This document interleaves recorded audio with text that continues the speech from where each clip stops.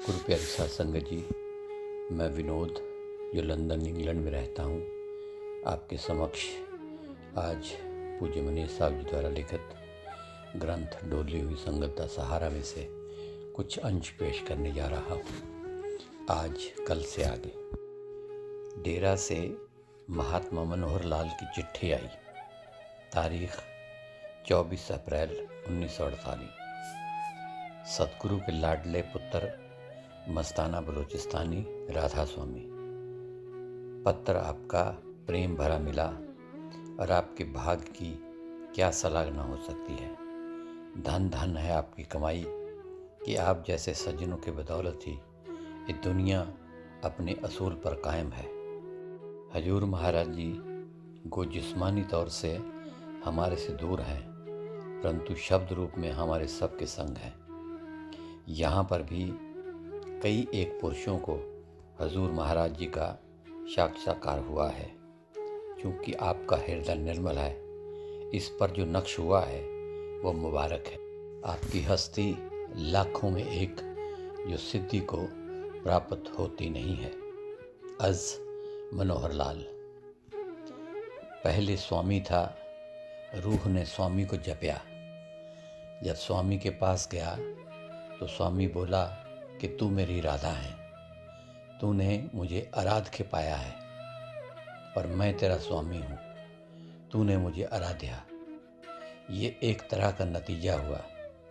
किस तरह स्वामी को पाया राधा ने कि पहले स्वामी सार शब्द का रूप धार्या, फिर सत शब्द तार्या, फिर अनहद शब्द तार्या, फिर सतगुरु का रूप तार्या, फिर साध का रूप तार्या, फिर गैब। अभी रूह उनसे नीचे 3 लोक में आया। अभी रूह किस तरह जा सके, ये ख्याल आया। जब भी वो साध से ना मिले तब सतगुरु का पता नहीं पड़ता। जब सतगुरु से ना मिले तो उनके नाम का या अनहद का या उनके शब्द का पता ना पड़े। फिर अगर अनहद या नाम से ना मिले तो सत शब्द का ना पता पड़े। जब तक सत शब्द से ना मिले तो सार शब्द जो उनका रूप है उसका पता ना पड़े। और शाद शब्द से ना मिले तो स्वामी जो असल इन सारों का बड़ा रूप है उसका पता ना पड़े।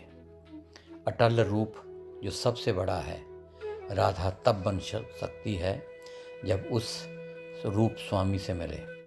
तब तक यह सारी बातें इख्तियार न करेगा, फिर यह वाचक ज्ञानी बनिया रहेगा। फिर तो वो स्वामी लानत मारता रहेगा, सारी उम्र बातें करता रहा, मेरे से तो मिला ना। कुदरती कानून है कि गुरु कहे तू साध पूज और साध कहे तू गुरु पूज। गुरु क्यों साध को पुजवाता है कि वो अपने पास रूह को न रखेगा, वो मेरे पास भेजेगा। मैं उनको नाम के पास भेजूंगा। नाम सत शब्द के पास और सत शब्द सार शब्द के पास और सार शब्द स्वामी के पास भेजेगा और फिर ये स्वामी बन जाएगा। यही सैजो बाई बोलिया कि राम को न मानूं गुरु को मानूं। राम ने तो 5 चोर लगाया और गुरु ने आन छुड़ाया। इसका क्या नतीजा है कि नाम ने या शब्द ने सतगुरु का रूप धार कर आए कि मैं इनसे ख्वाहिशां चाहा जुगा जुगा की इकट्ठी हुई, उनको तन में तेरे पास भेजूं कढ़वा के। फिर तू ले जा ऊपर। और जब तक यह गुरु का प्यार पहले इख्तियार नहीं करता और साथ संगत से मिलकर प्यार नहीं बढ़ाता और कदर नहीं सीखता, तब तक सारी उम्र कोई जतन करता रहे कुछ न होगा और न कभी किसी का कुछ बना है। असल इनका नतीजा ये है कि जैसे कोई बीमार होता है, पहले ठप यानी कि ज़ख़म साफ़ करने वाला आता है, फिर उनको छोटा डॉक्टर आता है, इसके बाद कंपाउंडर आता है, बाद बड़े डॉक्टर के पास भेज देते हैं, वो उनको छुड़ा देता है, फिर वो तंदुरुस्त हो जाता है। जब उनके अंदर सतगुरु मौजूद है, स्वामी भी मौजूद है, परमेश्वर भी मौजूद है, तो उनको उसने कौडी जितना भी न समझा और बाहर कहता फिरता हूँ कि मैं राधा स्वामी हूँ, मैं राधा स्वामी हूँ। आप तो पेट का और नींद का राधा बन के बैठा है, बाहर बोलता है कि मैं राधा स्वामी हूँ। जो हमारे अंदर मंदिर और तीर्थ और शास्त्र, बड़ा ठाकुर और अमृत, ये चीज़ें हमारे अंदर रखी गई हैं, इन चीज़ों की ख्वाहिश न रखेगा। जो सतगुरु के साथ उसने इकरार किया है कि 3 घंटा मैं तेरी सेवा करूँगा, सो इसने 1 मिनट भी ना दिया। सो इसने अपने तन गुरु को सुख दिया, खिलाया और नींद कराया। वो जब आग में चला जाएगा, उनको खूब लानता भी सतगुरु के प्राख्त पाएंगे। बोलेंगे, दुष्ट, ख्वाहिशां लेकर आया है, जा जन्म ले, मगर 84 में नहीं जाएगा, नीच जन्म आदमी का लेगा। और 2 मुसलमान फ़कीरों ने बोला है, नीचे दर्जे वाले फ़कीर 2, 6 चक्र वाले, और 3 फ़कीर ऊपर दर्जे वाले। 2 फ़कीरों ने क्या बोला है, असा कि इश्क अल्लाह जो बियो कोई ख्याल नहीं, हाय झूठ को सच चवन, यह चाबी में हजन, जो सच को झूठ चवन। मतलब कि वो बोलता है कि मेरे को इश्क अल्लाह का है और कोई मेरे अंदर बात नहीं, मेरे सच को लोग झूठ बोलते हैं। हाबी का नतीजा क्या दिया उसने कि जिथे कड़े पकते हैं आग में, इसी में दिलवाऊंगा। जो मेरे अल्लाह को झूठ बोलते हैं उनका नतीजा वो नरक हुआ। फिर दूसरे फ़कीर ने क्या बोला है कि मैं गुण उन्हां दा गावां जिन्हां ने गमज़े गमज़े नाल मनाया। इसका नतीजा क्या हुआ कि मैं मुर्शद का गुण गाऊंगा, किस तरह मेरे मन को मनाया कि तू बोल मेरे अंदर अल्लाह है। ऊपर ऊपर से लोग बोलते हैं कि मेरे अंदर सतगुरु और परमेश्वर है, अंदर गुरु उनका मन या शैतान है। अगर सतगुरु परमेश्वर उनके अंदर होता तो वो हर जगह हर परमेश्वर सतगुरु देखते, और ये बोलते हैं ऐथे है उथे नहीं, यह पाप कमा रहे हैं, बेचारे हैं। ऊपर दर्जे वाले फ़कीरों ने क्या बोला है, बाहू फ़कीर हुआ है, उसने क्या बोला, बगदाद शहर की क्या निशानी, उच्चियां लम्मियां चीरा हूँ, इन्हां लीरां दी गल कफनी पाके रलसां संग फ़कीरा हूँ। बगदाद शहर दे टुकड़े खासा करसां मीरा मीरा हूँ। दूसरा फ़कीर बुल्ले शाह बोला है, जो मुझे अराई सदे मैं बहशत पींगा पावां, जो मुझे सैयद सजे मैं दोज़ख ले जावां। मेंढा वाली शाह इनायत यूं तस कीता पार। इसका नतीजा क्या निकला कि मुर्शद के ऊपर इतनी कुर्बानी हुई कि अपनी जात पात सैयद भी छट गया। तो जब मस्ताने को तो एक आगे रख दिया है एक पर्दा, सारे बलूचिस्तान को कान से पकड़कर झुकाया, और नाले उसका पीर भी आके। सो ऐसे सतगुरु या ऐसे सावन शाह को असी किस तरह छड़ सकते हैं। असी छड्डें, वो नहीं छोड़ता, क्योंकि असी अंधे, वो सुजाका है। ये लोग जो बोलते हैं कि ये गुरु से बरखिलाफ़ है, राधा स्वामी जो महंत है 2-4, सो इनका नतीजा ये हुआ कि अंदर से वो बरखिलाफ़ हैं और बाहर खाने पीने के वास्ते और वडियाई के वास्ते वो करते हैं। और दूसरा, मस्ताना तो सतगुरु के हुक्म से कम हो रहा है। और एक फ़कीर ने बोला है कि मेरे पास आए 3 आदमी, एक ने बोला कि सारा शहर अंधा है, दूसरा बोला कि अद्धा अंधा है, तीसरा बोला कि सारा अच्छा है। इसका नतीजा यही निकला कि ये अंधे की लाइन में ही गिने गए। जो उनके पास सतगुरु बैठा है उनसे जो पूछ लेते, समझने में आई बात, हाजिर नाजिर मेरा सतगुरु उन्हों के साथ बैठा था और उनकी सारी बातें पाप नोट करता जाता था। इसमें यह समझने में आया कि मेरे सावन शाह की देह के आशिक थे, देह के सिख थे। वो देह चली गई, सावन शाह तो जिथे किथे मौजूद है। हर एक फ़कीर ने अपने मुर्शद का नाम लेकर गुन गाया है। दूसरा चरण सिंह महात्मा बोला कि गुरु सुखदेव की कृपा भई अमोलक देह, तो सुहागणियाँ स्त्रियाँ वो ये बेचारे निंदा पाप पर के बैठे हैं। ये कि जो उन्होंने ये अफवाह फैलाई कि स्त्री पति का नाम नहीं लेती, ये किस तरह सुहागण हुए, ये अंदर देख कर बोलते हैं। ये किस तरह पाप हत्या कमाते हैं। अगर पति का स्त्री नाम नहीं लेती तो कभी कभी स्त्री ने अपने अंदर देखा भी कि ऐसे ही बार बार चढ़ाया, निंदा की। जब बाहर है तो चालाकियाँ मकर करता है और शैतान उनको अंदर बढ़ने नहीं देता और मखट्टू बन के बोल देता है कि स्त्री पति का नाम नहीं लेती। अंदर तो जाके देखो कित्थे पति और स्त्री है। सतगुरु का तो हुक्म मन्या ही नहीं। माश ने 3 घंटा रात दिन मेरे नाम के आगे देता तो उसको पता पड़ता कि पति स्त्री केड़ा है, और उसको पता पड़ता और फिर सतगुरु सतगुरु करता फिरता, जैसे और फ़कीरों ने अपने मुर्शद का गुण गाया है। जब उन्होंने हमारे सतगुरु को गुरुद्वारे से निकाल दिया, उसको नहीं मानते, तब हमारा गुरुद्वारे जाने का क्या मतलब। सतगुरु ने ही राधा स्वामी को पैदा किया, उन्होंने ही वही टेक रख लिया। जैसे ठाकर मंदिर वालों ने बोलते हैं कि इत्थे है, बाकी असी गरीब साधु हाथ बांध कर कुटिया भी सतगुरु के नाम की सरदार को चाबी पढ़ाया है। क्योंकि हर एक शास्त्र में पहले सतगुरु का प्यार पैदा करने का संग ढूंढते हैं। जब सतगुरु का प्यार आया तो राधा स्वामी, सतनाम, अनामी सब आ गए। और मुसलमान फ़कीरों ने भी बोलिया है कि अल्लाह औलिया मुर्शद की ज़ात में आ गए। ये बातें उन्हें मैं तो नहीं, आप प्यार करते और को प्यार करवाते गुरु के साथ। यह आप तो कंकर हो गए, औरों को भी कंकर कर दिया। ये पाप उन्हों को लगेगा, चलो उनकी बात। राधा स्वामी बोलते हैं हमारे सतगुरु का स्वरूप है, ये मानते हैं। और जो देह में सतगुरु का रूप तारया, उनका प्यार कित्थों आवे। जो ये देह वाले सतगुरु को, जो सूक्ष्म स्वरूप सतगुरु हमारा सावन शाह है, उनसे यह बरखिलाफ हैं। इसलिए कुटिया छड़ दिया और यह पुजारी टेकी बन के बैठ गए। कबीर साहब बोल गए, पली मार कबीर की जो मनु दे विसार।